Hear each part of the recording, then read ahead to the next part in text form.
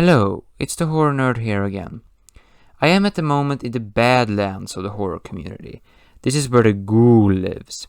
His cave is the only place where I can seek shelter during the night. He is known to eat travelers that travel through the horror community. He draws them in with some singing that, according to some, sounds like Taylor Swift. When the travelers gets to the cave out of curiosity, he eats them. But he won't eat horror nerds. It's the codex of the ghouls that live out here.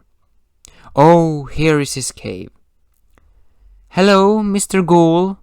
I'm wondering if I can stay here during the night. The ghoul stepped out of his cave, his frightening appearance on full display. He has green skin that smells of rotting meat, yellow eyes with red pupils, and all of his limbs are too long for the rest of the body. His teeth look like that of Gollum. But, well, what do we have here? A horror nerd, I suppose? I suppose that you want to seek shelter in my cave. Yes, I do. Well, then you have to review a horror movie with me. I was thinking Halloween 4. I can do that, said the horror nerd. Well, great, let's get into my cave and review Halloween 4.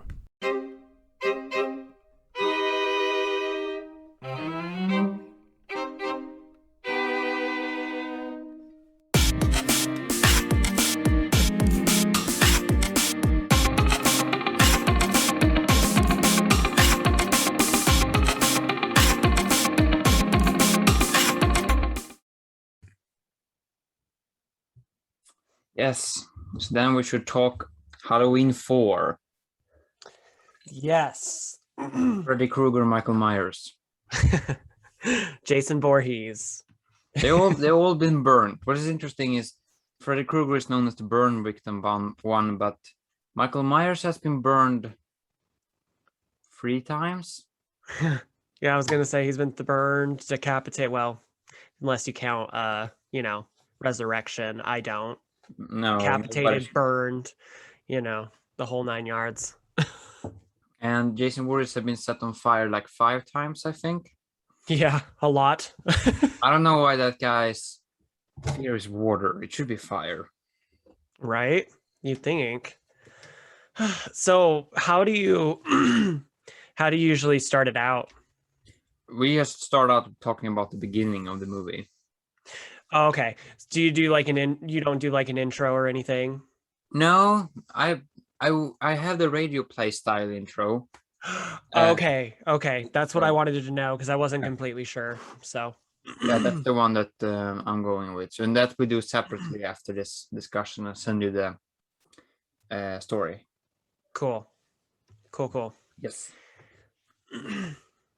All right. Oh wait, the cat wants out. Oh. Out. He squeaked at me. I heard him. So, in the this one begins with the fields of Utah in Yes. in what do you call it? I don't know what you call the tone of music, but It really, I feel like this opening scene because they had the third one which had nothing to do with Michael Myers. And like I guess the original plan was to do like every year they were gonna do like a what are those called? Anthology. An anthology, yeah. And like people bitched and complained about Michael Myers not being in the third one, so they took that idea completely out and went back to doing it with Michael Myers. And I think they really matched the tone with the opening, especially with the opening scene. Like they did a really good job with this film, first and foremost, like matching the theme of like the first two, like what the first 2 films did as far as like the tone and the feeling. I feel like they did a really good job. And I didn't even know, like, for the longest time that they filmed in Utah. Like I had no idea that like I live literally, like I was actually looking at the movie locations online today before we recorded. And some of these movie locations are literally like Salt Lake City is a 45-minute drive for me. And that's where most of these locations take place at, like the houses and stuff like that. And then like the field, like the places where the fields are at are very close to me as well. Like I've probably driven down these roads and not even realized that they were the same places that they filmed the movie. So it's crazy. Yeah, and the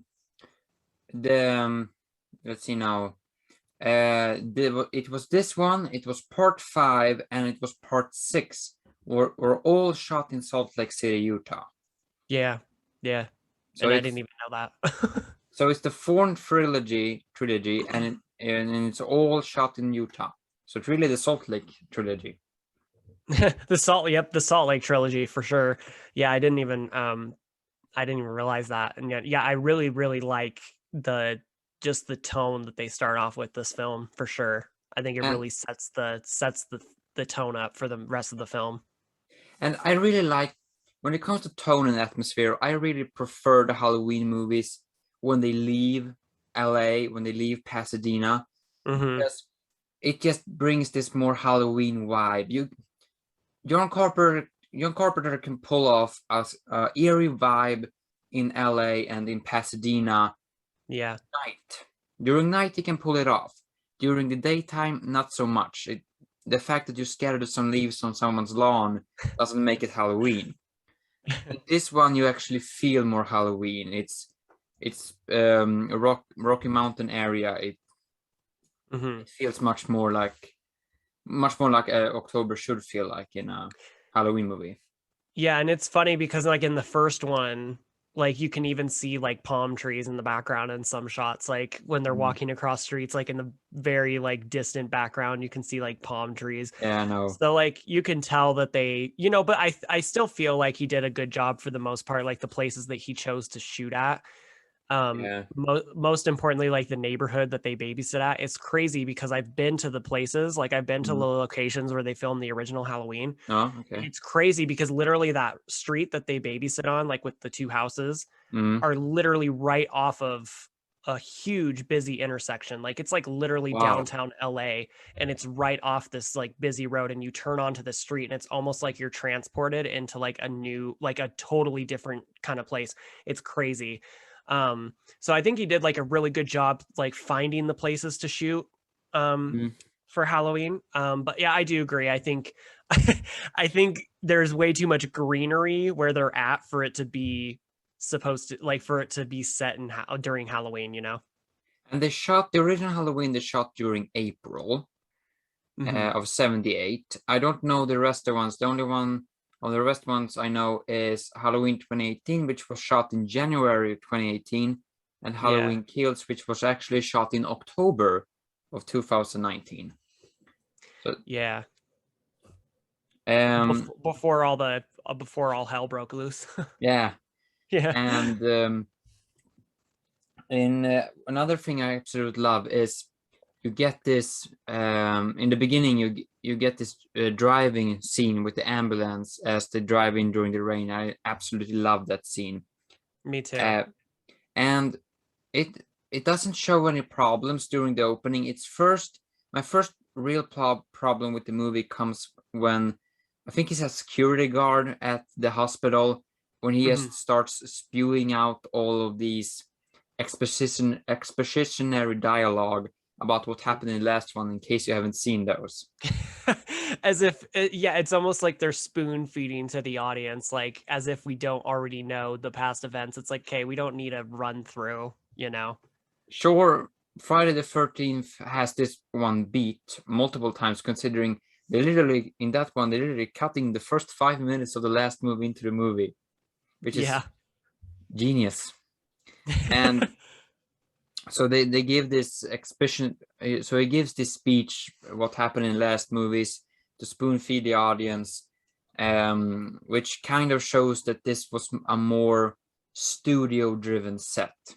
Hmm. Akkad had full control over this production, and as far as I know, and he was a full-on businessman. And when businessman takes over movies, they spoon feed the information. Yeah, like they feel like it feels like they have to, and I mean, I guess to play devil's advocate here, I guess they needed to. I guess, kind of update the audience on what happened in the past movie so they could set up the storyline that Laurie Strode like faked her own death and, had this daughter and stuff like that. Mm.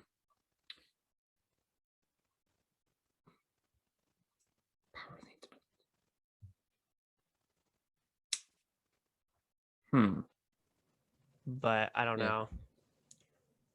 And I have no idea what you said in last last like half minute. It froze the Oh screen. shit. All I was saying is I think like yeah, I think they could have found a better way to like give us that exposition and like give us like passive, but I think it was kind of also needed because we needed to introduce that like backstory with Lori faking her death and having a daughter and stuff like Mm. that, so you can set up the storyline for Jamie's character. Mm. um but I do feel like we didn't need all of every single detail because he like literally goes through, it's like he like literally read off the Wikipedia page Yeah, of the events of each film and just like spoon fed it to us. And it does get a little, it does get to the point where it's like, okay, we've heard this before. We know what he's talking about. Get definitely. on with it. Yeah. And the next and what I think is so interesting about Myers is he was literally a flame ball in the last one, but all that we see, sure, we doesn't see his face. It may be all fucked up. Who knows? Um, is a burn scar on his hand. That's all we see. hmm And I find that really odd. I know some people have suggested that they could have gone full on Freddy Krueger with him to have him burn scarred. Yeah. But then again, this came out the exact same year as Nightmare 4. So I don't know if you could have had four burned scarred killers in the same year in the same big franchises. Yeah. And I almost wonder if it's like maybe to show like, yeah, he was burned up in this fire, but like he's not human, so technically it didn't really do a whole lot. Maybe. I don't Yeah. know. Because I mean, you'd think like him being like a huge inferno of fire, you'd think that he'd be like just completely torched, but like it doesn't look like it's done a whole lot of damage. And it's the same thing with Loomis. All right, Yeah, this superhuman 20-year-old. Sure, he can recover. How about a 60-year-old doctor? Yeah, no problem. He becomes a fireball. He has a burn scar in his cheek. yeah, Like, and it's the burn scar throughout the movie slowly becomes less and less, almost like it's self-healing. So yeah. so I just think this is the same universe as the X-Men. Yeah, I'm convinced of that too. They're superhuman. All of them are. Yeah.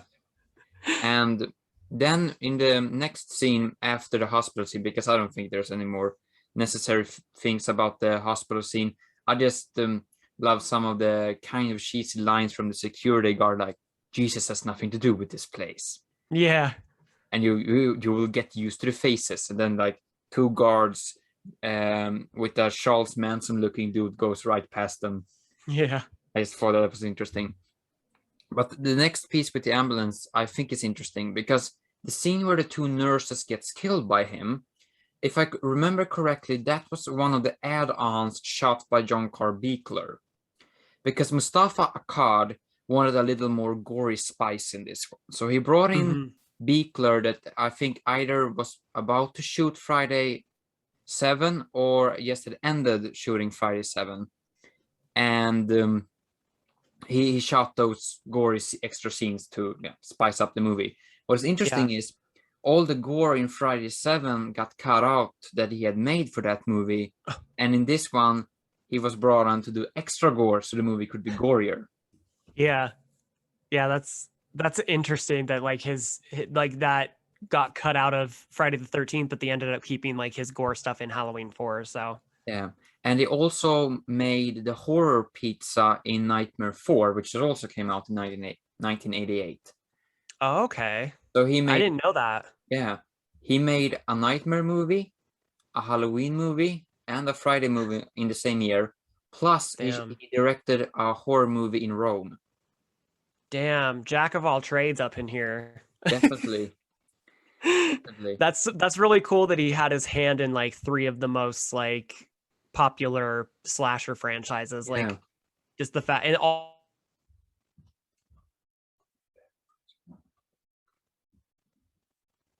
Did I Yeah, freeze you again? froze again. Damn it. Yeah, I think I it's because it's so far away that the internet connection is like, oh, can you reach him? Yeah, I was just saying that I think it's cool that he had his hand in like all three of those like in the same year. I think that's kind of cool. Yeah, and one of his, you could say, second in command in his makeup shop, he of course also worked on all three, and he later worked with Wayne Tooth on Halloween 2 on the makeup effects in that one, Oh, and nice. also played one of the deputies. Oh, okay, that's cool. Yeah. Coming at us with all the little facts today. Yes. What do you think of this? Do you like the way the scene play? Because you said you really like the ambulance scene. I liked it because of the atmosphere, and I do like the kill. I mean, it's the misunderstanding of fun war. Yeah. Michael was never taught how to do fun war. He just thinks you push your thumb into someone's brain. I mean, that's just him being awkward. And I mean, what is interesting is they brought in a guy to. I mean, he was the makeup effects department head, so I mean, he was already there, but they still made him do extra scenes, extra gore scenes. But if I didn't know that, I wouldn't have noticed that it was extra gore because it doesn't have that extra gore feel. Yeah, it doesn't feel all that like, I mean, yeah, it's gory, but it doesn't feel like it's that gory. No, Yeah. it's not soup. And I mean, a cod wanted that extra spice, but I don't really see it. I see some chili in a corner. And I wonder, so like, was it just the gore stuff that he wanted to amp up, or like, was that whole scene included? Like, was the whole scene added? I don't know. I don't know if the whole scene was included. I mean, the entire production was rushed because, or at least the script part was rushed. So I don't know because they wrote the script in 12 days, if I remember correctly, Hmm. because it was a pending writer strike. So Alan B. McElroy, that later wrote Wrong Turn, he um, he was given 12 days to write the script before the writer's strike settled in, Hmm. and he couldn't write. So yeah, so I don't know what's the original plan. I think the entire plan was rushed, to be honest. Which Yeah.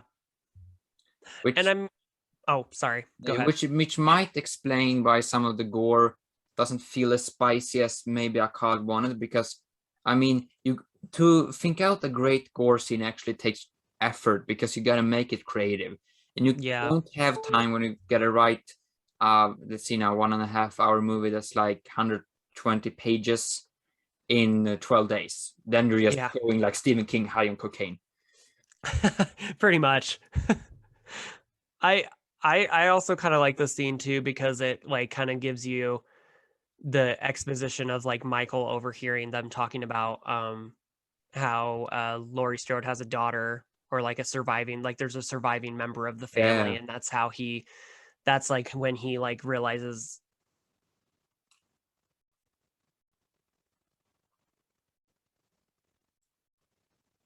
cog mm, incognizant, is that mm, the word, for for like the sure. last like 10 years, and he hasn't done anything, and then as soon as he hears that, that's when he's like, oh, gotta wake back up, gotta Yeah, kill her.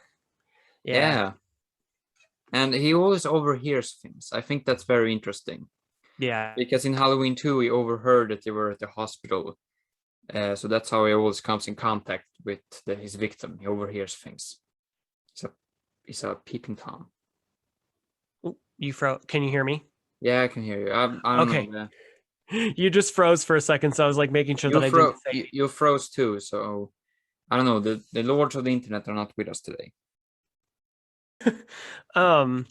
There was one thing that I wanted to bring up because I feel like coming up soon, well, I'll get to it. Mm. You keep going because I think we've got that scene before Loomis comes in with Jamie like getting attacked. Yeah, you have after the ambulance scene, you have then you directly cut to Daniel Harris. which is one. Mm-hmm. I don't know if it was her first role or one of her first role, but she's a really great kid actress, I think. And this So movie good. wouldn't be half as good without if it didn't have her. And Definitely and that's really what I have to say about the scene after the ambulance. We can jump back and forth. That's no problem. not. Well, I like how you kind of get like the introduction of Daniel Harris, but you also get the introduction of Rachel as well, which is Yeah. like, and I like their whole like banter back and forth when she's like, do you love me like a sister?" And she's like, "Yes," like, and then she's like a real sister, and she's like, "But we're not really sisters, but that Mm. doesn't mean I don't love you any less." And I don't know, I like that whole like that whole interaction, and then I like the whole scene with Michael like in her bedroom with her too. It's creepy. Yeah, and I find it odd these dreams. I suppose they have some evil connection of some sort. Yeah. Well, and I almost wonder, like, I'm like, are they dreams or is he like actually there? I don't know. Maybe, but then then he must have some master plan for her. Yeah. I don't know. That depends how you want to taking the perspective of part 5 and 6, because even though they're a trilogy of interconnected parts, it doesn't really feel like it. It's never really felt like it. It really feels like, all right, we made a movie, we had a plan. Then we made Yeah. another movie with a different plan, and then we made another movie with two different plans from a different producer and Yeah. writer. And this is your trilogy now. Try to make sense of it. And they kind of just go off the rails by the sixth one. Yeah. And speaking of going off the rails, should we talk about Loomis? Yes, and I had a thought that I had because I don't really appreciate the way they handle his character in this movie. Not just his character, but I don't like the way that people treat him in this movie. I feel like they treat him like garbage. And it's like, shouldn't you be listening to him? He was right in the first movie. Like you think like after the events of the first movie, you think that these people would take him seriously and be like, you know what, maybe like even when he gets to like the crash site and everybody's like, oh well, I've seen a body get thrown 50 feet from a crash site, and it's like, okay, well, maybe you should also listen to Loomis when he's saying that it could be a possibility that he escaped. I It don't know. it could be based on his irrational behavior in part 2. That could Yeah, explain it, because he pulled a gun on a state trooper. He more or less was responsible for a straight state trooper's death and yeah, the death of a drunk 17-year-old that got barbecued. that's true. So I can definitely see, especially when a state trooper, one of their own, gets murdered because of a decision he made. I can definitely see they look down on him and think he's crazy. Plus, it's been 10 years. How, we don't know what happened during those 10 years. Maybe he has been going around, been obsessing with this case, and they can't get him to shut up, and he's been disturbing investigations. Yeah. It could be that. So I don't have a problem with him treating him like that, because it feels like it could definitely be a natural reaction. Hmm. What is my problem, even though I kind of like it, is the Yeah. fact that they're amping up his insaneness. Oh yeah. Oh He yeah. he is Van Helsing if he was 60 years old and constantly high on cocaine. It's Yes. it's honestly kind of glorious. And I think his acting is great too. I think he does a really great job playing like an unhinged like doctor. I think he does a great job. It's that great mix of two different actings that very few people can pull off, but when it happens, it's glorious. It's that mixture of being fully serious and taking this role serious and actually respecting it, and going full ham and just be completely crazy like a B movie. Yeah. And he managed to mix those two. The only one I can think of other than that is, and this one is Russell Crowe in Unhinged. Yeah. That's a good comparison, I think. Well, when he gets even crazier, like you think that he couldn't get any crazier, but then in Halloween 5, he's even more fucking off the rails, unhinged. But I mean, in Halloween 5, nobody cared, and I think he realized that nobody cared, so he just said, "All right, then I'm just gonna go batshit insane, and nobody can stop me." I think that was how we view it at part 5. Um, Yeah.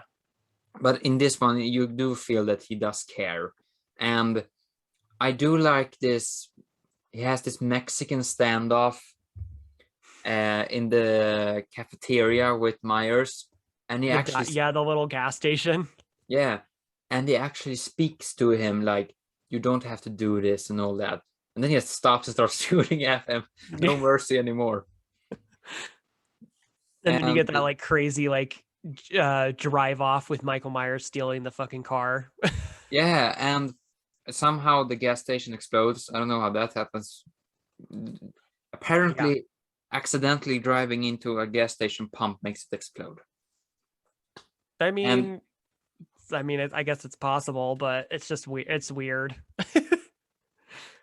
now another thing with the gas station thing is he all right driving an automatic car, because the car he drives in 78 Hmm. is a Crown Victoria station wagon. All came in automatic, pretty easy to drive, kind of. Yeah. What I don't understand is a gigantic tow truck. How does this man, who has been in a coma for 10 years and then locked in a mental asylum, drive a tow truck? I How know does he it's know like to operate that thing? It's quite different than a car, actually. So I don't. it's like little things like that that kind of like take you out of it for a minute, but then you're like, okay, I have to remember this is just a movie. But some things are like, why? I don't know. They could have gone full maximum overdrive. He only used that truck in that scene, and I think that was a missed opportunity. Oh, You definitely. who wouldn't have seen him like welding? Sure, he could weld now, because why not?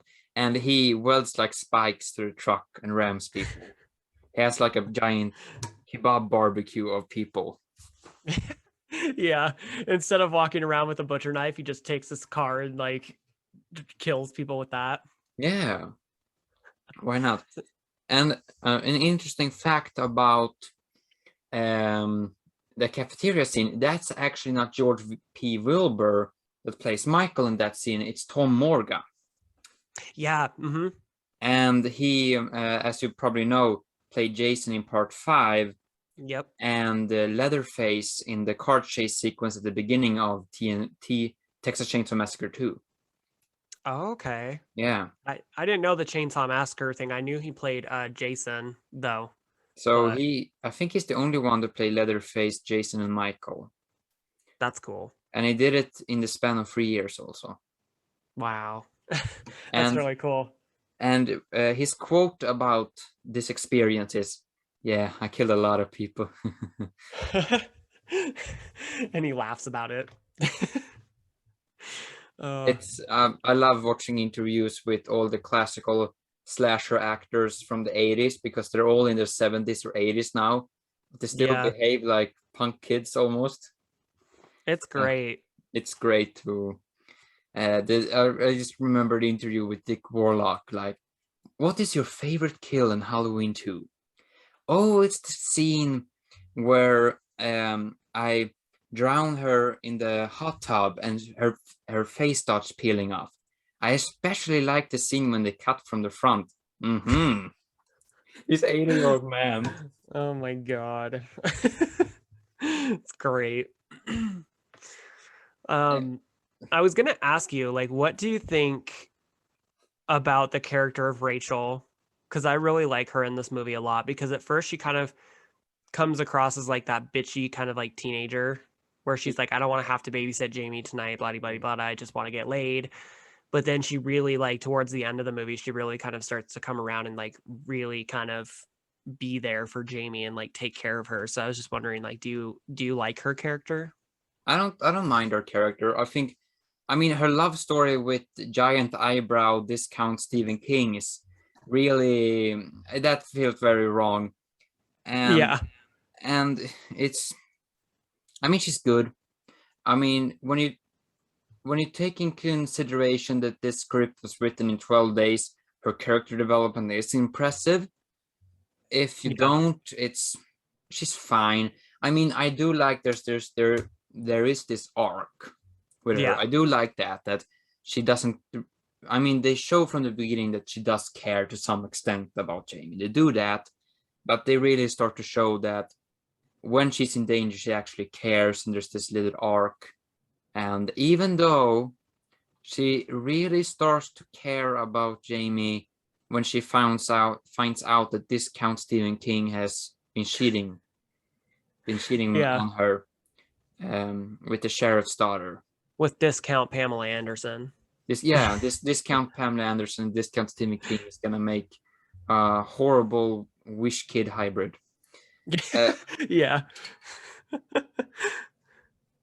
and so I mean that's first when she starts to care about Jamie. So then maybe she like snaps out of it, like, oh, maybe I should take care of this person instead of hanging out with that douche. She maybe comes to a realization that this is not the priority she should have.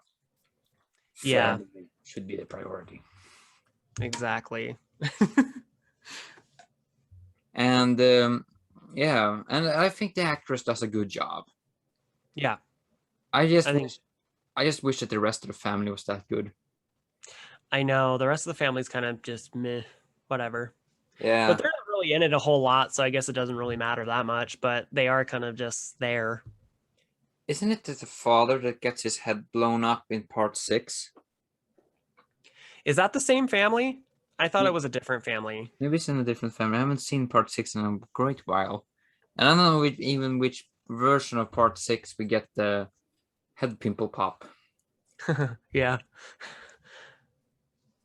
But yeah, the only memorable scene with the father is that his tie is in a coffee cup, and the mother, I Yeah.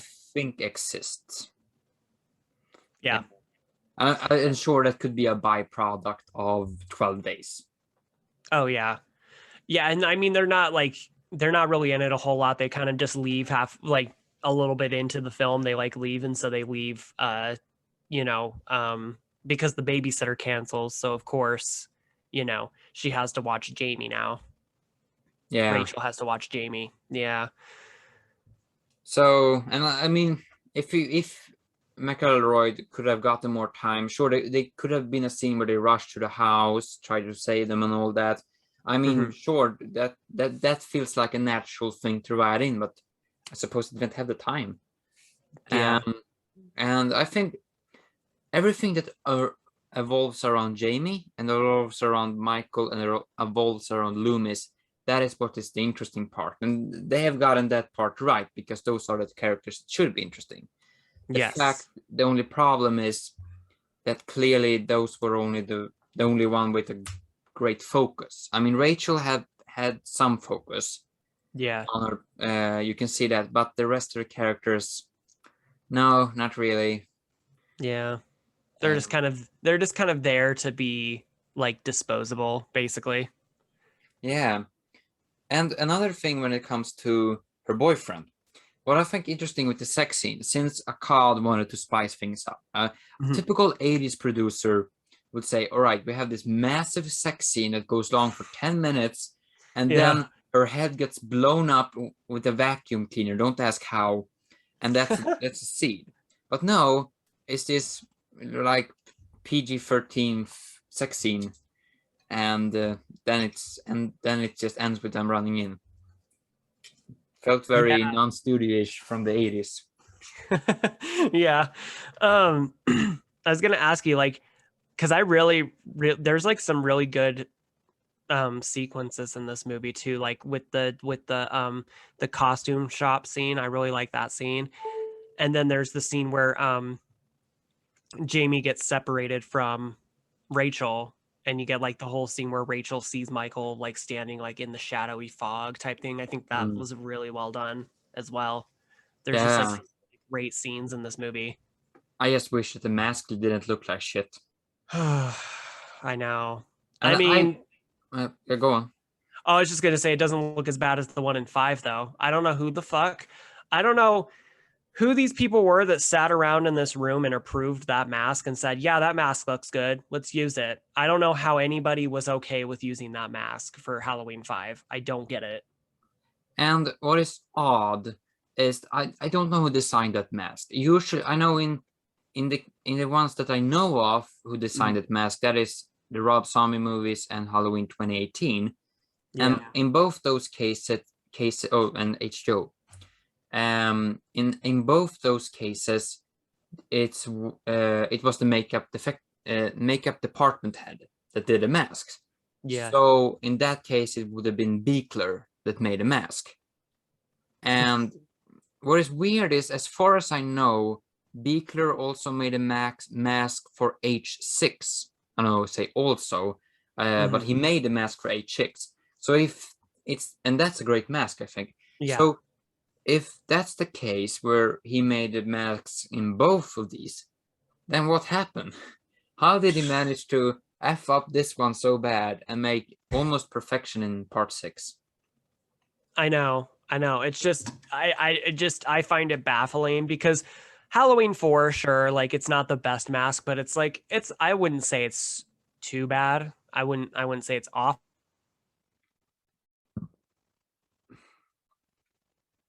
You don't I'm allowed to swear on your podcast. Yeah, Yes? sure. Question mark? The internet actually froze up the moment you cursed. So I think we have our own censorship going around here. Oh, okay, good. So I just wonder who was who were all the people that signed off on this mask and they were like, oh, that's a good mask. We'll just good enough. Because that mask is awful. And I mean, the mask plays into the fact that this was a rushed production, not just the script. Because in one scene, the mask it's pink. Oh no, not the hair is pink. So the hair is white, yeah. Yeah, white. And the story behind it is they got a white-haired mask by accident because there was a mishap in production, and somebody in the production team said, "Sure, we need to shoot this thing." And that shows.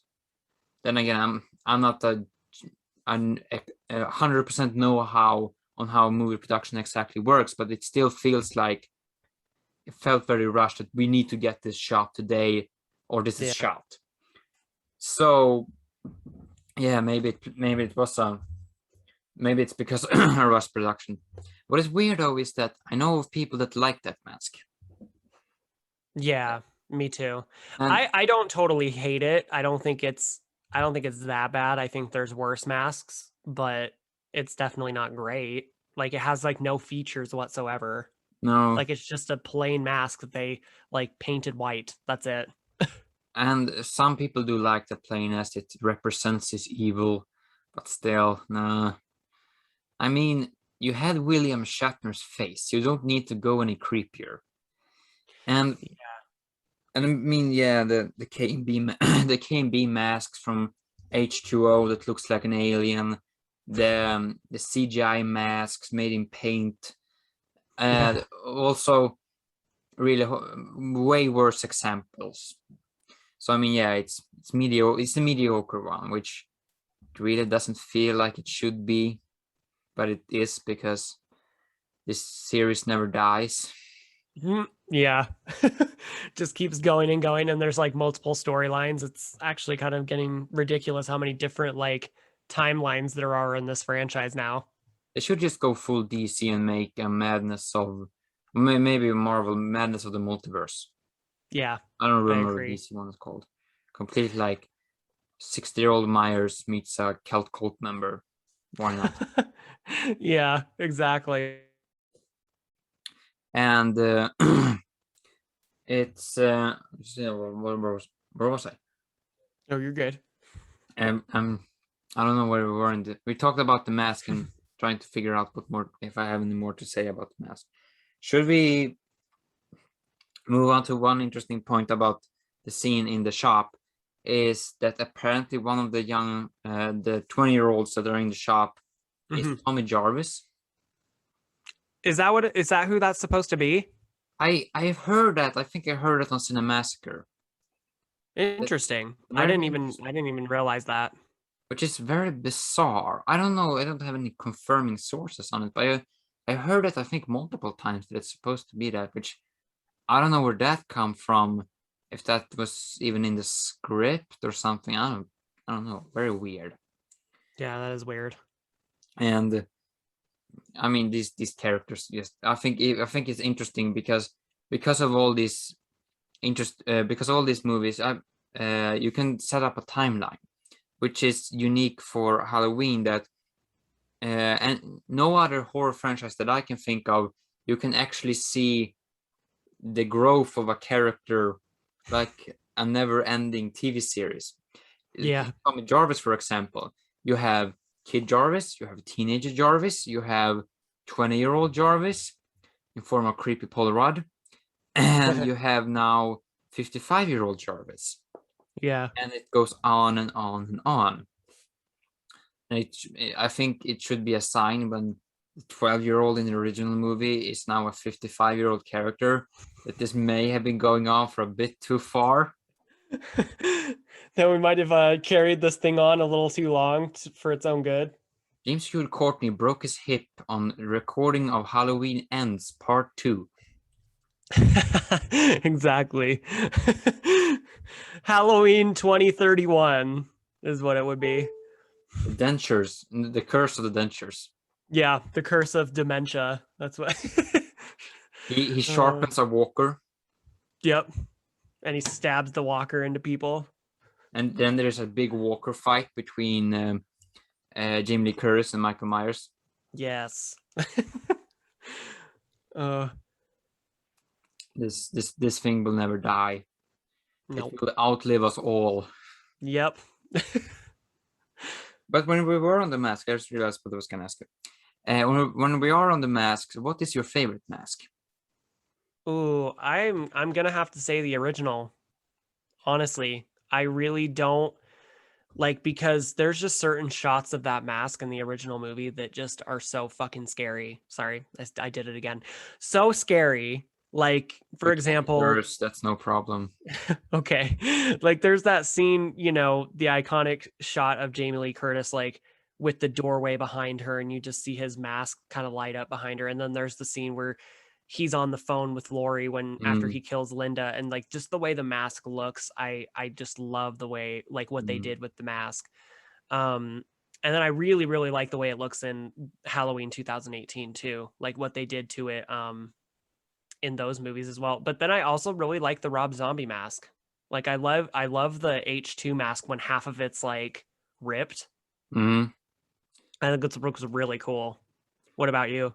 I think it's Christopher Allen Nelson's mask from Halloween 2018. I mean, my opinion always changes. I'm one of those persons where it's like a floating ocean of opinions. But at the moment, and it's been for a long time, it's Halloween 2018. Nice. It's I just love the weathered look of it. Yeah. It's been in some drawer for ages, and now it's dusted off, and and then it's also my favorite Myers, Courtney. Yeah. The sheer brutality of him, this weather-beaten old man that just keeps killing because that's what all his life has become in the end. And you can see that brutality without saying a single word. Yeah. And so I do love Wayne Tooth mask in Rob Zombie movies. I really do like that one. It has a lot of character. Yeah. And should we? What is your favorite Myers? Ooh.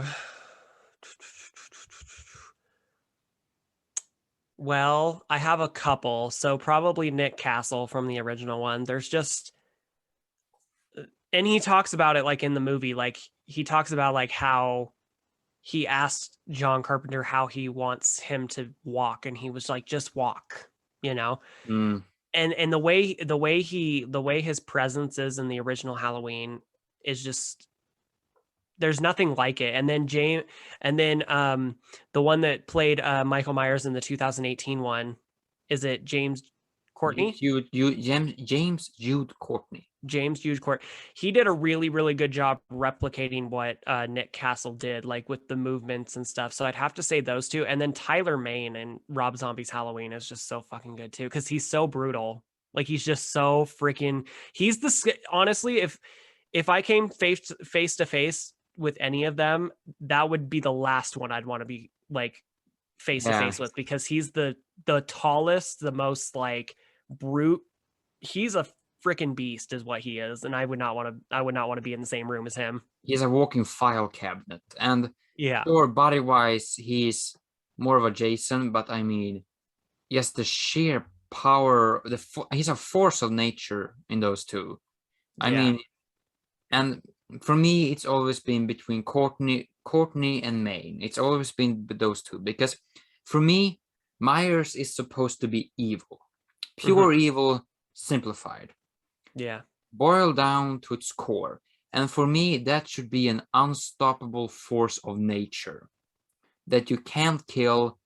A great white shark that is unkillable. And Castle is a great prowler. He's a great stalker. But as a pure force of evil, no. Tyler Mane, with almost 7 feet. Yeah. I mean, I'm not picking a fight with him. And I also love the addition in Rob Zombie's Halloween 2. I always say that I dislike Rob Zombie's Halloween 2, but I always find stuff I love about it. In that one, I absolutely love that he only puts on the mask when he's ready to kill. Yeah. Like he that shows that now I'm in hunting mode. Yeah. And you're gonna die no matter what, because you're the target now. Yep. And when I wear this mask, you should be afraid. Yeah, otherwise I'm just a 7-foot tall hobo. Yeah, 10-foot tall homeless man roaming the earth, basically. Yeah. Well, yeah, this was a discussion about Halloween 4. Yeah, we did kind of get off the rails there a little bit, didn't we? That's okay. Yeah, it's Loomis has infected us. But what do you think about this Myers, like performance-wise? What do you think about Wilbur? Wilbur? I think he's okay in some parts. I think he's a little too stiff, though. I think I think he tries too hard to be like for example, the scene where he basically takes the shotgun and like jams her up against the door. The way he turns is just very like like it's very like robotic, very forced. It feels like it doesn't feel like he's naturally going through the movements. It feels like he's just like, okay, I'm gonna move from this point to this point, and it's just, I don't know, it's very jerky and very weird. I don't think it's horrible, like it doesn't take me out of it, but like when I see other people's performances like James Dew Courtney, Tyler Mane, Nick Castle, like his stands out compared to theirs. Yeah, and what I find so interesting is there's two Myers actors that I know of with this very stiff motion. It's Wilbur and it's Warlock. Yeah. They have this like a Terminator that really needs to take a shit movement. Yeah. And what is interesting about those two is they're both old Western stuntmen from the 60s. They started out in John Wayne era near the end, as did a lot of slasher actors. And which is I find really cool, from cowboys to slashing. But and I don't know why that is, that these old timers that were born in the 40s and started their career in the early 60s, whenever they played Myers, they kind of just became this very stilted, weird motion. Yeah. Maybe it's just a coincidence that they're both from the same origin of stuntman. I don't know. I just find it very odd. Well, I think it's interesting that you brought that point up, because I didn't even think about the fact that they're both kind of from the same caliber of acting as far as like, you know, stunt work goes. Like they did kind of like the same. I didn't even put two and two together, but then you talk about it and you realize, yeah, their acting is like their body motions are almost pretty much the same from Halloween 2 to Halloween 4. It's almost as if the same person played Michael. And sure, it could be the fact that he just watched Halloween 2 and said, all right, that's how I'm going to move, Yeah. and did that. It could be that, and the Western thing could be a coincidence, or maybe it's just something with their like stunt training. Because I haven't watched too many 60s Westerns to know, to find a pattern. If Yeah. all the cowboys need to take a shit and they all walk like this. Yeah. I don't know. So maybe it's that. Then again, Ted White, he was Western. He Mhm. started out with the John Wayne Westerns in the 50s, and I don't think his Jason is very stiff. His Jason is more nimble, I think. Yeah. I agree. But then again, he also was a creature performer during the 50s in the Universal monster movies, so maybe that's part. I don't know. So you have a little more experience with movement as opposed to the other two. Could be that because the Yeah. other two is more used to like pure stunt work, that involves Western movies like shooting, falling off a horse, all that Yeah. stuff. He was and Ted White, he played a creature in the Black Lagoon, and in some scenes in part two, I Yeah. think part one, and so maybe he's more he that brought back to those days, perhaps. Speaking of stunt work, I was going to ask you, what do you think of like some of like the stunt sequences in this movie? Because I think they're really cool. Like the scene where they're getting chased on the rooftop and Rachel has Jamie like on her back and stuff, and they're getting attacked by Michael on the roof. I think that's a really cool sequence. I think it's a cool sequence on paper, and I think it's a cool sequence in some shots. In some shots, Mhm. it looks very hokey, I think. Yeah. It's especially when he goes up on the roof. It doesn't have these nimble motions of a predator or this force of nature of evil. Instead, he just gonna, "Hey, Yeah. honey, I'm drunk on the roof." Kind of just flops his way up Yeah, there. he's like, "Hey, evil fishman is here to get you. Hey, you." And I don't get it. I'm sure when he stands on the roof and he's full. I mean, the hockey shoulder pads looks very weird. I Yeah. don't know why they took that decision to make him more meaner when he has been nimble in all the other movies, and that's sold perfectly. So I don't Yeah. know why you needed to make him more Jason-like. That doesn't make sense. But I Yeah. mean, I suppose Jason sells, so. But I don't know if Jason goes up on a roof like, Yeah. I watched this movie before. I never realized how hokey that motion is. It was like, Yeah. that's staying in. We're gonna keep that in there. Wilbur, you did a good job. And but when he stands there, it's really good, and I think the rest of the scene is really good. So maybe I should retake my take back what I said, and just that one scene when he's a floppy fish is the only bad scene. The other is good. Yeah.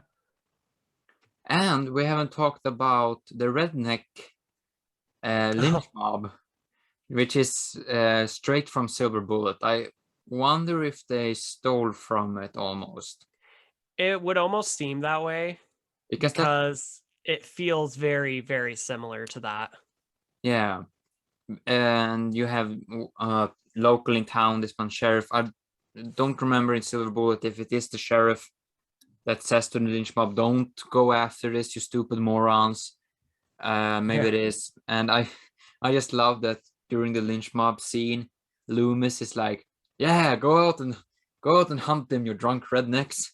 Go and kill some people." So, Yeah. and what We is didn't. so, uh, Oh, sorry. No, no, no. Continue. um, and the sheriff's like, "You started a lynch mob. What have you done? Like, they're they're your only. You don't have any police force left. Yeah. They're your only protection." 20 minutes later, like 20 cops cars in a caravan shows up, which must be like 40 cops. And I don't know how many he killed in the police station. And Seems like a lot, though. I think it was 6. I remember that number from Dead Meat, but I don't really know. And it's weird, like, so this guy must have full on regenerative powers if he can just walk into a police station and kill people. Yeah. And it's yeah, I mean, I mentioned this script idea on the first episode. I'm gonna mention it to you now too, because I just find it so interesting that this could be the way you could get away with these things, because there's a Friday the 13th script. It has the Bloody Disgusting has a summary on it, and the script is basically that Jason Voorhees, he is powered up from the lake. The lake powers him because it wants this protector, it wants this guardian of this lands, whatever the lake is spiritually. Yeah. And he fully in that script regenerates like Wolverine. Yeah. And there's this scene in the end where they think they have gotten him. They shot him with a shotgun like 12 times. And he's in the ambulance and he's going after morgue. And the ambulance stop. And the doors open and there stands Jason, and all the paramedics in the ambulance are torn to pieces by him. And it says like something in script like the lake didn't want him to leave or something like that. And you could do something like that. I think there was something similar they tried with H6 with the Colt. Yeah. But that didn't work well because a force of evil isn't controlled. A force of evil is a hurricane you don't stop. Exactly. Yeah, I have thoughts about that. I have thoughts about what they decided to do with Michael Myers in Halloween 6, and I don't like it at all, so. But then again, they didn't know what to do with him in H6. They shotgunned it, it felt like. Yeah. Felt very rushed. Yeah. And who is it that the lynch mob kills in this one? See the guy standing in the I think it's like the little, I forget what they're called in the park. They're like those little round things. Yeah, the but I'm pretty gazebos. No, not the gazebo. Yeah, no, it's a gazebo. They see the guy. I think they see the guy standing in the gazebo, and they think it's Michael. Yeah, I know that, but I was wondering who is this Ted guy? Good question. I don't know. I think it's just some random person that they know from town. But I was gonna bring up a thought earlier when you brought up the sheriff, though, because I do appreciate that the sheriff is much more proactive in this movie than the sheriff in the first one. Because I feel like Sheriff Brackett in the first one does nothing in the original Halloween. Like he literally doesn't do shit. This sheriff, at least, like when Loomis shows up to the police station and stuff like that, and he goes out and tries to, figure all this shit out. And I like the fact that they kind of have a more proactive character when it comes to the sheriff in this one. Yeah, and it's the same thing with Loomis. If you compare to the first one, not really the second one, but the first one, because in the first one, both Loomis and Brackett are very. Loomis stands behind a bush. He walks around like a happy little grandpa, and Sheriff Brackett, he doesn't have any sense of smell because that weed in the car should reek. But no, so. And in part 2, Brackett is completely written out because of emotional trauma. Yeah. And it's so they have, for a script that was written in 12 days, it's impressive that they managed to amp up so much energy in these two characters. Because Loomis, I'm more or less watching one every week of the Halloween movies now. And Loomis just gets so much more energetic as the series goes along. And this is the last one before it goes Looney Town.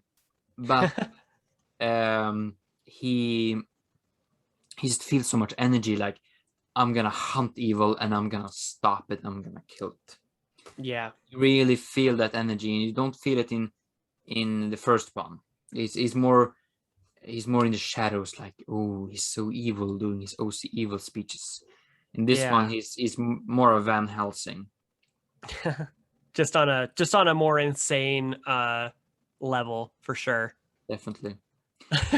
Van Helsing on, what did you say earlier? Cocaine? Yeah, if Van Helsing was 60 years old and took cocaine 24/7. Yes. That's exactly what I was thinking too. And then we gotta talk about the preacher, the drunk driving preacher in his old pickup truck. That Oh hung. my God. Well, first we got to talk about how awful those fucking kids are that just like Yeah, pull off next to him and they're like, come on, old man, come on. And they're egging him on and he's running towards the car and they just fucking leave him. I'm like, wow. yeah. Those are. They should have had like a scene where they're just all dead. Just a quick Passover scene where it's like you see the car and they're all dead. Would have been, I think that would have been great to karmic justice, in my opinion. Yeah, and so those little shits they completed this Loomis, and you don't diss Loomis. He's the ultimate evil hunter. Yeah. And you know, I always think that I mean this is jumping forward a lot, but I'm just gonna bring it up so I can mention this fully. I don't I don't feel that the thing with Jamie in this one really feels set up. It just feels like it happened. It always felt like that for me. Yeah. So what it should have been, Loomis should have been the one that go crazy. He is the one Yeah. that has had, sure, he doesn't have it in blood like Jamie, but you never have that setup. If they could have written this a little bit more, they could have had a setup with Loomis where he starts to get consumed by evil, and Yeah. then he becomes evil. And how this connects to the things in row is when he becomes this evil, he goes straight to those kids and murder the fuck out of them. Yeah. See, and this is the problem that I have with the way this movie ends. Not to jump ahead as well, but like I think it would have I think it's a really cool ending. It's actually one of my favorite endings of the entire Halloween franchise just because it comes as such a surprise to everybody. I really love the aspect that it is Jamie that ends up being like overcome by like this evil. And it's hinted at it throughout like the film, like when she's at the costume shop, she points out like the clown costume, almost similar to the one that Michael wears in the original Halloween when he kills his sister at the beginning, and you get like these, and it makes sense like if all of these are like when she's getting attacked by Michael in the store, when she's getting attacked by Michael in the room, like it kind of makes more sense for it to be like in her head and kind of adding to like this psychosis type of thing. Mm. But what I hate about it is that they don't even like mention it in Halloween 5. Like she's like in a mental hospital, but like they don't like I feel like it was an idea that they had for the ending of Halloween 4 and they didn't even like do anything to kind of play off that in Halloween 5. No, and it goes off to, it plays into the fact that they clearly didn't have a vision for it. Yeah. God bought it up and he needed the rights and he needed the money. So then we just kind of shotguns ideas and how those ideas that are shotgunned are completely based on the writer. Yeah. In this instance, we brought in a good writer that can come up with good ideas, and it doesn't look like it because he is a good writer. But I think in reality, Halloween 4 was just as completely Frankenstein as Halloween 5. Yeah. You can't see it as much in Halloween 4 because they managed to hide it. In Halloween 5, they didn't care. Yeah. And I think that's the issue that I have. That's like the one issue that I have with the way Halloween 4 ends is that they didn't even like follow up on it in 5. It's almost like it's completely forgotten by 5. Mm. And she's a mute in 5. That doesn't make sense. It's bizarre. And then we also have the old man in 5. That's even more bizarre. Yeah. It's like, what? Did I freeze again? You froze again. I was about to say power of the internet compels you, but you come back. And what I find, if you can go back into 5 a little bit, What do you think the old man was doing with Michael Myers' unconscious body for a whole year? I don't know. That whole concept is just weird to me. Like the fact that I don't know. There was just so much. There's just so much wrong with Halloween 5. Like there are some great moments in Halloween 5, don't get me wrong, but that movie is a disaster. Yeah. And do you watch Cody Leach on I YouTube? do. I do. You know, so you do know his theory on what the old man was doing with his unconscious body for a whole year. Yeah, I do.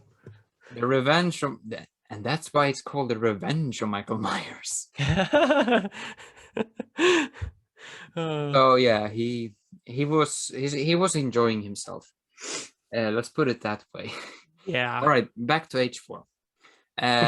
Where were we on H4? Let's see now. We talked about him flopping up on the roof like a fish. Yeah. And then we started to go into the tangents. Yeah, the drunk preacher. hmm What I just want to bring up the drunk preacher because I think he's wonderful. Me too. In reality, you didn't need that character at all. You could have just said, "Oh, I hitchhiked," because the entire hitchhiking scene is, in reality, pointless. It doesn't really serve anything. Sure, you get the whole meeting another hunter of evil, which is interesting, Yeah. even though it doesn't go anywhere. I just love the preacher Me too. drinking and driving. Um, you're hunting evil. I can sense it. He's like, I'm hunting evil too. Been Oh, hunting it my whole life. maybe that's Van Helsing. Yeah. He's a That's 1,000-year it's old. been Helsing in like 80 years. I do kind of like that moment that Loomis and the priest share though. Like it's kind of like a sweet tender moment. Yeah. Even though Loomis kind of looks like, oh, so you're insane. Are you gonna drive off the road in a moment now? But yeah, like you like when he starts singing, you can tell Loomis is like kind of enjoying it a little bit. Like Well, he's smiling and and yeah. I don't know if that was how Donald Test actually smiled, but it looks like a crazy smile. He's like, yeah. So, oh yeah, we haven't talked about. I was gonna do the original plan was doing this all in like succession of how the movie. Oh, I'm so sorry. That's no problem. I like this scrambled mess of, of a podcast episode. And so we get the scene where he kills the electrical worker, Yeah. Bucky. That's one way of cutting out um the The power. power. Yeah, Yeah. just throwing that dude right in the electrical grid. I don't know if electrical grid works that way. I don't know. 80s movies had a very interesting way of viewing electrical grids. In Yeah. in the fog, a fog can kill an electrical grid. Yeah. I do like that sequence a lot though. I think it's really cool. The way he just like throws him in. And like you were saying, I thought it was a very clever way to kind of have the whole town like lose power. Mm. And yeah, actually, we got a kind of create a kill out of it. And even though it would have been awesome to just see his like deep fried body, or Bucky. And let's see now. Should we talk? Do you have anything more to bring up? Um I do. Power of the internet compels you. Nope.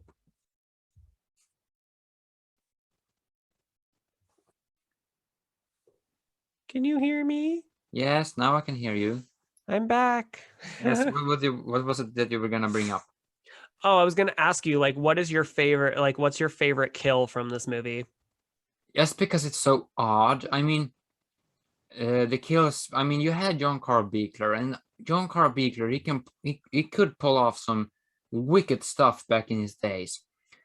and but you don't really get a sense of it in this one. Yeah, Um, but but my favorite is the shotgun stabbing.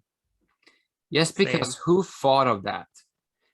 Right? I I watched this movie with my sister once, and she said, "Whoever made that kill, I don't know if they should get fired or get a raise."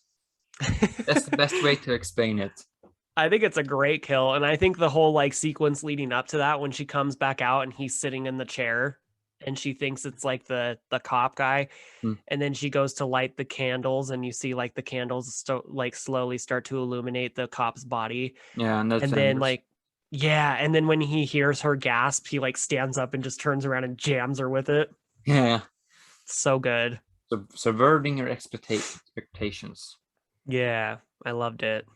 Even, I mean, I love the reveal of the cop's dead body that you for some reason get 3 times. You see Yeah, the exact same shot 3 times. I don't get it. We get it. yeah. Anders is dead. But he, I, I mean, the way that his body looks. I mean, this movie has. I mean, as I said, they had John Carl Beekler on board. This Yeah, movie had so much potential for cool kill scene, and they took none of that potential. yeah, And I mean, discount giant eyebrow Stephen King. That guy, her boy Rachel's boyfriend, he should have gotten a brutal kill. And yeah. no, I no, he just doesn't really get a brutal kill. It should have been the only real brutality is when one of the rednecks gets murdered. Yeah.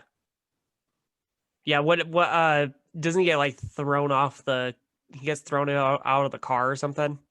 First, he rips his face off. He Oh, yeah, starts yeah, yeah. to he starts pulling down here and starts ripping it off. Oh, That's where you see the full Beaker potential. yeah. And it's I mean, if you want full on Beakler, crazy gore madness, you watch Hatchet. I mean, everybody Yes. knows that. There he goes completely insane with his makeup effects, but Over and the fucking top for sure. I mean, sure that kind of gore doesn't fit every slasher, but I mean, it would have been so cool if because he did Nightmare, he did Friday, and he did Halloween all in the same year. It would have been so cool if he had just gone full Hatchet on all three with his makeup effects. Oh, yeah, for sure. Just Michael Myers tearing people apart completely. I do appreciate though that he doesn't just like go around like he does in the first one. Like I don't really have a problem in the first one that he goes around with just a knife, but I think it's cool that like with Michael they kind of have him use whatever weapon is at his disposal, like a shotgun, his bare hands, a Yeah, knife, all that. So it's like not just like the same. It doesn't feel like it's always like the same kills over and over. Like it feels like they actually tried to be somewhat creative with the kills yeah. to an extent. They could have been. I mean, they could have definitely been better, especially with who was involved with the makeup effects. I Mm. think they could have gone even more, but And I mean, Friday, if you count out Hatchet, which is just way too much over the top, but Friday in this era is all right. Maybe no, I forgot. Not Nightmare. When it comes to pure creativity, Nightmare is the king during the yeah, 80s. But then again, Nightmare is kind of different as it's much more than just a guy, supernatural or not, just going around killing people. It's yeah, it's way more than that. So we just count in the category of just going around stabbing teenagers somewhere in the woods or in a small town. yeah. Then Friday is the king because that just even though the MPA cut those movies to bits, they still shine with their creativity of kills. Oh, for sure. And this movie should have, considering what they show us, this movie should have been on the same level as Part 6 Friday. I agree. I agree. I think it could have probably benefited to being more gory. Yeah, I don't feel like I feel like Halloween 2 is more gory than this one. And Halloween 2 was made way before this one was. So Yeah. I don't know. I get the feeling that Halloween 2 was way bloodier, way gorier, and then this one was a little bit too toned back. Halloween 2 was gorier because John Carpenter, he he shot those scenes to add extra gore, so that's why it's gorier, because all the gore scenes only real purpose were to be gory. Yeah. Um, he just completely, because Rick Rosenthal in Halloween 2, he didn't want to have that movie to be as gory. He wanted Yeah. to be atmosphere based as the first one, but Carpenter said no, we can't do that after the success of Friday. So he just completely ran over Rosenthal and made it gorier. Yeah. And this one kind of cuts it back. Which is kind of a shame, but Yeah. Let's see now. How is Halloween 5 when it comes to the gore? Halloween 5 is a little more gory, I think. I mean, I wouldn't say it's like insanely gory, but there's some scenes that are pretty gnarly. Like there's that barn scene where he rakes the guy in the back with the fucking I forget what it's called. Not a rake, but a Pitchfork? pitchfork. Yeah, Yeah. there we go. And then he takes the big scythe and like slices the one girl's head off or whatever. Mm, yeah, and those are early K&B gore effects, way back when they started out in 1988. Yeah. And I mean, H6, when we're on the Beekler gore, H6 shows off more of the Beekler gore, because Beekler, together with Gary J. Tunnicliffe, also made the makeup effects Yeah. in H6, and that shows more of what they're capable of. Oh yeah. Which is, I just find it interesting because this era of slashers, the 80s, they're seen as the crown jewel of Yeah. gore and macabre, and in reality, like Ozark, TV show Ozark, have like worse kills or Yeah. imply worse things. And HBO, let's not even get in on that. Yeah. And still, these 80s slashers are seen as these. Maybe now I suppose they're very much toned down, and I don't really know how. I mean, they're still seen as gore kings, Yeah. even though an episode of Game of Thrones matches out the entire Friday franchise throughout the 80s and 90s. But I wouldn't say that these 80s slashers are still this really controversial, you shouldn't watch that at all thing anymore. I wouldn't say that. Yeah. Which is very interesting and bizarre for me. Like you have 12-year-olds now most likely watching Game of Thrones. Yeah. And back in 1988, like, oh, you shouldn't watch Halloween 4, little Timmy. A guy gets his face kind of ripped off. little Timmy's son, Timmy Jr. in 2015. Hey kid, what you watching? Game of Thrones. I have seen my fourth decapitation in 40 minutes. That's where society's I've heading. also seen lots of boobies and incest. Yeah. Yes. Yeah. Well, and I think like you said, I think it's just a product of the time. I think back in the day it was a lot more controversial. And I think back in the day, if we would have saw this movie 30 years ago when it first came out, I think maybe it would have been like, whoa, that's crazy what they did with the gore. But I think we're so desensitized with all these other things that are coming out that are like so much more bloody and gory that like movies like that like are just kind of like, okay, that was cool, but more blood, more gore, please, you know? Yeah, and I mean, let's take Halloween 2018. Myers becomes more brutal throughout the ages because the movie climate becomes more brutal, which I think it's interesting that you can see this evolution in the slasher depending on the climate. And I mean, just a random, you could call it a throwaway kill in Halloween 2018, is when it takes what I assume is a soccer mom, bangs her against the couch and then stabs her Yeah. through the neck. And that's seen as, I suppose, more of a throwaway kill. If Yeah. that was in this movie, it would have been the highlight kill. And it's this desensitization against gore and murder that we we as a society we has become more and more accustomed to horrific things. Unfortunately, yeah. Yeah, and then you can bring up the question: is it better that we had the view that we had back in 1988 on gore and murder?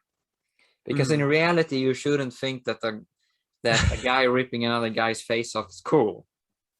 Right. I think it's yeah. I think it's crazy like how far like it's come from what it was back like 30 years ago, like how gory and how insane things are now, for sure. Yeah, but then again, we also look at it from the perspective of the horror community, where everybody where everybody thinks ripping another guy's face off is awesome. Yeah, we're like, more, please. Do it again. Yeah, Yeah. it's one of the most bizarre communities to be a part of. It's great though. It's a great community. It is a great community, which is really, I mean, I don't know. I'm sure there have been people that have bad experience with the horror community. Everybody has bad experience with every community, but my experience with the horror community is that it's awesome. It's all friendly people that likes watching decapitations. I mean, Yes. it's really the perfect mix of what humanity represents. It's part blood and gore and part pure friendship that is built up through the love of this blood and gore. Friendliest And now people, we're the friendliest people you'll ever meet, but we also love a little bit of, decapitation, blood, gore, that whole thing. incest, eating people, teeth in people's chilies. I mean, I just, I mean, if let's the new generation of directors of horror directors is gonna be birthed from the horror community that we are associated with, Yeah. and I think it's gonna be that horror directors are just gonna be more friendly and not so insane, because I just when you see an interview with a modern day horror director, they just seem like this sweet person of what I have heard. Yeah. But the horror director in the 70s and 80s, sure, they could have been great people to talk to, but they were also completely insane. Yeah. The set stories from these slashers of the 70s and 80s, I mean, it's pure insanity. Did you know that in the scene where in Friday the 13th Part 2, Hmm. where he does the double sandwich kill with the Yeah. The spear. spear, and in that scene, a sound guy drugged one of the actors against his will on the set. Oh my God. He found the makeup so uncomfortable. So one of the sound guy, he complained about the makeup all the time. So one of the sound guys, he went up to him with some cocaine, blew it in his face, like, does that feel better? Like, yeah, it feels much better. Oh my God. It was a different time, I guess, but it's still Especially, like, especially with the horror. I mean, the Friday sets from, I don't know too much about the Halloween sets, but I know the Friday sets from early 80s with Steve Miner and Sean S. Cunningham. I mean, there's fucked up stories. There is apparently the snake they murdered was somebody's pet that they murdered without him knowing it. They had non-union workers going around on set with guns shooting snakes on break time for fun, ugh, and they had non-legal age actresses having sex scenes, which yeah. is well known. And then you have Texas Chainsaw Massacre 2, where Dennis Hopper was constantly high on cocaine, and Yep. Toby Hooper, when they shot that chainsaw humping scene, Toby Hooper just screamed at the actor playing Leatherface, like, do it more. I want you to fuck her with the chainsaw. I'm Ugh, most likely high on cocaine too, and probably.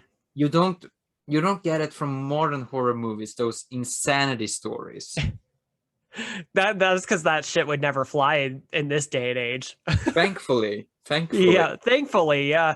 It should never have, been able to fly ever, but at least now there's like more things coming out, that don't allow that kind of shit to happen. So, Yeah, we should. Some people complain about this very politically correct climate, if you could say, but when it comes to movie shoots, it appears that life had been better because yeah. back in those days, it was really the shoots were as insane as the movies you saw. Yeah. And you also have Maximum Overdrive with Stephen King completely high on cocaine during the entire shoot. God. Oh, cocaine is it seems like it's a common factor in all of these scenarios here. When it comes to 80s horror movies and horror books, so many is written by cocaine or involves cocaine. God. It's the magical ingredients of 80s horror. Really You just a can't bunch of hippies doing cocaine out in the woods making a horror movie. you can't have an 80s movie without some cocaine first. Definitely. And when it comes to Texas Chainsaw Massacre, I just find it interesting that the first one was shot by literally by a bunch of hippies in the backwoods of Yeah. Texas. And now the franchise is owned by a Chinese media conglomerate. Yeah. That's the way it went. That's How now we go back to Halloween. And that's the same way with Halloween. It was a small budget movie. Now it's owned by Blumhouse with connection to Comcast. Yep. It's crazy. It's like crazy how far things go and like how much things change from like the original film. Yeah. Yeah. So, um, the scene where Michael Myers gets shot down in the random manhole Yeah. in the ground. What do you think about that scene? Because I think that's the only important scene we haven't discussed. Um, I mean, I'm not a fan of the fact that they just kind of like they shoot him and then they just assume he's dead and everything's fine. They just assume like, "Oh, he's dead. It's fine." But it's like they should know by now that that kind of shit doesn't kill him. So Yeah, maybe before you go about your merry way and just think that everything's all fine and good. I don't know. you should have used magic Celtic rocks. There we go. That Yep. always does the trick. Witchcraft. They should have called the Sanderson sisters from Hocus Pocus to finish the job for him. Yeah. Turn him into stone, basically. Loomis comes home like, "Oh, honey, what you got there? It's a new statue. I shot it. I shot it 6 times. I shot it 6 times and he got back up. Honey, bring me the drill. I'm gonna make Yeah. 6 holes." What do you think about it, though? I mean, my thoughts mirrors yours. I just think it's very, just what an anticlimactic way of ending this supernatural force. Yeah. It's and that kind of makes me worried for Halloween ends. If they're really gonna kill this thing, how the hell do you kill him? If that's how they're gonna go about it in Halloween ends, because Yeah. you can't have Halloween ends and he just brings him back to the asylum. Right. You gotta go New Haddonfield. Dr. Yes. Loomis comes in on a stealth plane. He's 100 years old. He's shot him 6 times. How about nuke him 6 times? Yeah. He's on like a fucking ventilator. Yeah. That'd be great. It's gonna be the scene in Independence Day where he takes the jet and it's like, "I'm back." Yep. Drives it straight into Michael Myers, blows up, big explosions. Yeah, and do you think that, or Are you one of those that really hope that Lori gets killed and ends? I'm like back and forth with that. Like, yes and no. Like, I kind of hope they do, just because I kind of feel like, depending on how they do it, like if they do actually kill her, like she better get she better get the ending she deserves this time, and not the fucking bullshit ending that she gets in Resurrection, because that is garbage. Like the way they basically like disrespected her in Resurrection. But I think if they're going to kill her off, I think they need to do it like the right way. But also at the same time, I'm like, I don't know. It'd be kind of hard to see her get killed off. Yeah, It'd be and sad. I mean, would it be cheesy or stereotypical if they just died together? There we go. I like They that. they should have just um we started this 40 years ago. Let's end it now. And then I don't know, she just explode him with napalm, or just some way that they both die, Hmm. and in a spectacular way. Not this one, which is very in Halloween 4, very mediocre, very anticlimactic, completely. A house or two is gonna be collateral damage in this death scene. On that Yes. level is what we're gonna have. And sure, if you go back to this one, what we're talking about with ends is the end. This is like Yeah. it's going down once and for all. And it's and this one is was really, I don't know at the if H5 was just a cash grab of, or if they really wanted to do another one after with Jamie, I suppose they did. So maybe it wasn't supposed to be the end, just the end in this one, and even though even for this one it's very anticlimactic, but Yeah. maybe just how they thought about it. Yeah. Like maybe they didn't expect to make a fifth one, so that's how they ended four. Maybe. Or maybe it's just that this was written in 12 days and that could have been written like the last hour before this was finished and he couldn't come up with anything better. Yeah. Yeah, because I do really love the ending of four. I think it's one of the best endings of one of like the best endings of the whole franchise. I just think it bothers me that they didn't follow up on it in five at all, really. It Yeah, was kind of an ending that doesn't really go anywhere if you don't like acknowledge it, you know. yeah. And if you go back to Kills and Ends, what I think is kind of irritating in a way that they bring back all the classic, they bring Tommy Jarvis back, all that jazz. If they're gonna do it and then kill them off or have a big badass fight with Michael and Jarvis, if they do it in Kills, I mean that would be kind of anticlimactic because that kind of shit you save for Ends. Yeah. If you're gonna have a big badass fight between him and Jarvis with a baseball bat and a kitchen knife, that you do in End.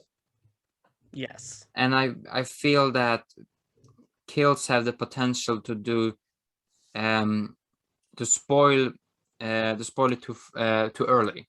Hmm. Um, so that all of these cool things that could happen and happen in Kills only because, well, remember Tommy Jarvis? You remember Tommy Jarvis? He's gonna sell because people remember Tommy Jarvis. And so I hope that if they're gonna kill off Jarvis, do it in Ends. Don't kill Yeah. off any major character from the franchise in Kills. You could live Yeah. up with Kills and having killed like 25 people in 1 minute. Go right ahead. But I don't. also just realized, sorry, not to cut you off. I also just realized you've been saying Tommy Jarvis. It's Tommy Doyle. Tommy Doyle. Wait. Who is Tommy Jarvis? Tommy Jarvis is in Friday the 13th. Oh, But no, I mean, it took me like the entire episode to figure out that you were saying Jarvis and not Doyle. So like, I just thought of that. I was like, oh fuck, I think he meant Doyle. yeah, Doyle. You're good. Continue. I'm sorry. I didn't. Wrong traumatized 12-year-old. a different one A with almost different the one. same name. Yeah. You always mixed up these 12-year-old traumatized Tommies running around. It's very annoying. And why couldn't a 50-year-old Corey Feldman show up and like, hi, I'm high on cocaine. I'm gonna fight Michael Myers with you. Right. I always comes up with these great ideas for ends. Blumhouse should hire me as a writer. One They of should. one of the other ideas I have is like in the background of kills or ends, you just see some dead palm trees, and they mention like, oh, that Hawaii obsessed mayor that planted palm trees, and they all horrifically died during winter. That Because was they such a can't sad withstand. was such a sad Christmas, like car crashes because of these giant palm trees just falling on the streets, killing Christmas shoppers. Oh my god. Now that would be a way to end it. like they fight Tommy Jarvis and Tom no Tommy Doyle Tommy Doyle um Laurie and Michael are all fighting under a dead palm tree, and they just falls on them and they die from that, all three.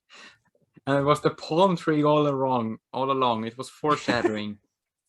It was foreshadowing the deaths of all three of them 40 years later. Yeah. John Carpenter, you're a genius. It's like, what? You are a cinematic genius, John Carpenter. Yeah.